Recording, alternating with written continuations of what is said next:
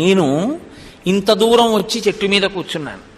100 యోజనముల సముద్రాన్ని గడచి లంకాపట్టణంలో ప్రవేశించాలి అంటే అది సాధ్యం కాదు అని దక్షిణ దిక్కుకొచ్చినటువంటి కొన్ని వేల వానరములు దాటలేక ఉత్తర తీరంలో ఉండిపోయాయి. నన్ను నమ్మి వాళ్ళు పంపించారు. ఇప్పుడు నేను వెళ్ళి చెప్పేటటువంటి శుభవార్తను బట్టి ఆ వానరుల యొక్క బ్రతుకు నిర్ణయింపబడి ఉంది. ఇంత దూరం వచ్చి నేను సీతమ్మ దర్శనం చేశాను.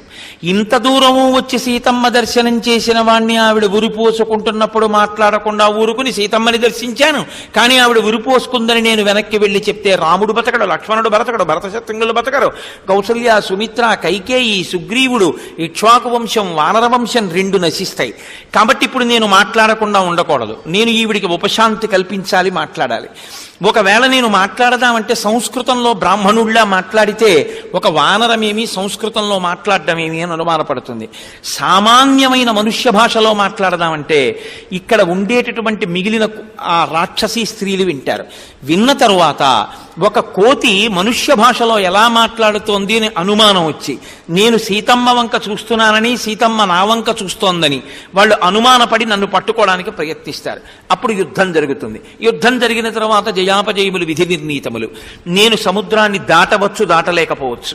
నేను తిరిగి వెళ్ళవచ్చు, వెళ్ళలేకపోవచ్చు. నిగ్రహింపబడవచ్చు, నిగ్రహింపబడకపోవచ్చు. కానీ రామకార్యం చెడిపోవచ్చు, సుగ్రీవుని యొక్క ఆజ్ఞ చెదిరిపోవచ్చు. అప్పుడు నేను వచ్చి వెళ్ళిన కార్యం ఎలా జరుగుతుంది? మళ్ళీ సీతమ్మని తీసుకెళ్లి ఎవరికీ కనపడనంత గుప్తమైన ప్రదేశంలో వీడు దాచవచ్చు. నేను ఇన్నిటిని అధిగమించి ముందు ఈ తల్లి ఉరిపోసుకున్నది ఉరిని వదులు చేసుకుని ప్రాణములతో నిలబడాలంటే, మళ్ళీ ఈవిడికి శరీర స్పృహ కలగాలంటే, బ్రతకాలన్న ఆశ చిగురించాలంటే నేనేం చెప్పాలని ఆలోచించాను. నేను చెప్పేది ఏదో చెప్పడం కాకూడదు. ఏది చెప్తే ఆవిడికి సంతోషం కలుగుతుందో, ఏది చెప్తే ఆవిడ వింటుందో, ఏది చెప్తే ఆవిడ ప్రీతి చెందుతుందో, ఏది వింటే ఆవిడికి బ్రతుకు మీద ఆశ కలుగుతుందో ఆ రామనామం చెప్పాలి, ఆ రామకథ చెప్పాలి. రామకథ చచ్చిపోయే వాళ్ళని బతికిస్తుంది. ప్రత్యేకించి సీతమ్మ తల్లి అంత ప్రీతి పొందుతుంది. కాబట్టి నేను రామకథే చెప్తాననుకున్నారు. మళ్ళీ రామకథని ప్రారంభించారు. సుందరకాండ బలమంతా రామకథా బలమే. ఒక్క చోట చెప్పినట్టు ఇంకొక చోట చెప్పరు. అంటే కథని మార్చేస్తారని కాదు, ఎక్కడ ఎంతవరకు అవసరమో అంతవరకు తీసుకుంటూ ఉంటారు అని మొదలుపెట్టారు.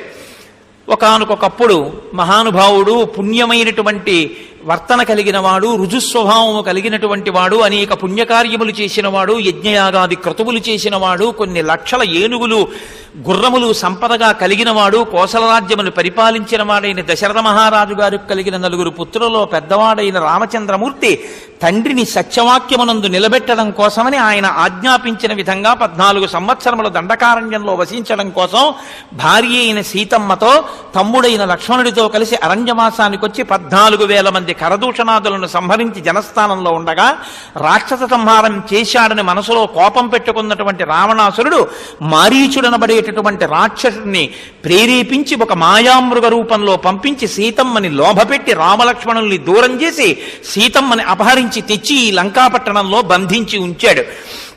ఆ తల్లిని అన్వేషించడానికి సుగ్రీవుడు అన్ని దిక్కులకి వానరులను పంపగా దక్షిణ దిక్కునకి అంగదుని నాయకత్వంలో వచ్చిన కొన్ని వేల వానరులు సముద్రాన్ని దాటలేక ఉత్తర దిక్కున ఉండిపోతే నేను 100 యోజనముల సముద్రమును గడచి ఈవలి ఒడ్డుకు వచ్చి దక్షిణ దిక్కున ఈ లంకాపట్టణంలో శింశుపావృక్షం మీద కూర్చుని ఈ చెట్టు కింద కూర్చున్న సీతమ్మ ఎటువంటి అలంకారంతో, ఎటువంటి కాంతితో, ఎటువంటి నగలతో, ఎటువంటి ప్రభావంతో ఉంటుందని రామచంద్రమూర్తి చేత నాకు చెప్పబడిందో, యథారూపాం యథావర్ణాం యథా లక్ష్మీంచ నిశ్చితాం అశ్రౌషం రాఘవస్యాహం సేయమాసాదితామయా, అటువంటి సీతమ్మ నా చేత చూడబడినది అని ఆగిపోయారు.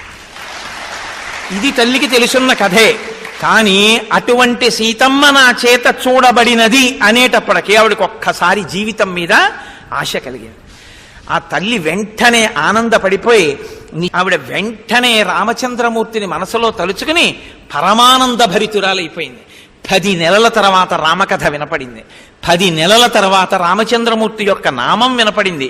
ఎవడు రాయి మహానుభావుడు రామచంద్రమూర్తి కథ చెప్పినవాడు అని అన్ని దిక్కులకి పరికించి చూసింది.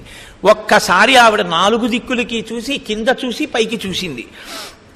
ఉదయాద్రి మీద వెలిగేటటువంటి బాలభానుడు ఎలా ఉంటాడో అటువంటి ప్రకాశంతో మహాబుద్ధిశాలి సుగ్రీవుని సచివుడు, బంగారు కన్నులతో మెరిసిపోతున్నవాడు, పిల్లంత ఉన్నవాడు, తెల్లటి బట్టలు కట్టుకున్నవాడు, పగడాల ముద్దలాంటి మూతితో ఉన్నవాడు, ఆకులలోంచి తొంగి చూస్తున్నవాడు, ఉదయభానుళ్లా వెలిగిపోతున్నవాడైనటువంటి ఆ చిన్ని హనుమ యొక్క స్వరూపాన్ని తల్లి ఒక్కసారి చూసి ఆశ్చర్యమునకు లోనైంది. సీతమ్మ తల్లి ఈ హనుమని దర్శించినటువంటి ఘట్టం ఏదుందో దీన్ని సిద్ధిసర్గ అని పిలుస్తారు పెద్దలు. ఇది విన్నంత మాత్రం చేత సీతారామచంద్ర ప్రభువు యొక్క, హనుమ యొక్క అనుగ్రహం కలుగుతుంది.